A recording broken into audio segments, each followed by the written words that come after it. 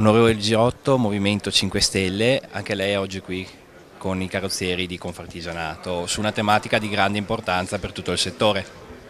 Sì, essenzialmente siamo qui per ascoltare, Io ho già avuto dei colloqui con le associazioni di categoria e ci sono posizioni che vanno mediate.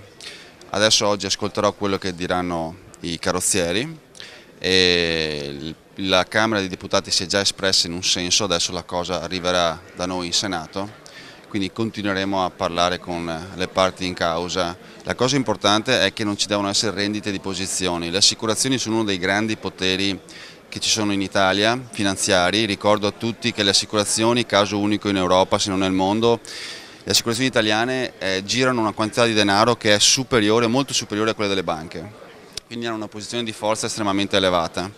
Noi qualche settimana fa abbiamo fatto scoprire agli italiani quelle che sono le influenze dirette dei lobbisti che riescono a influenzare il Parlamento, quindi questa è la prima cosa da evitare che i lobbisti riescano a influenzare la legislazione. Questo è il nostro obiettivo principale. Confartigianato ha presentato una importante manovra emendativa. Voi come movimento avete già avuto modo di esaminare? Qual è la vostra posizione? No, non l'abbiamo ancora esaminata, io sono qui oggi proprio per prendere contatto sia con Confartigianato che con i carrozzieri e la esamineremo e dopo ci pronunceremo nel merito.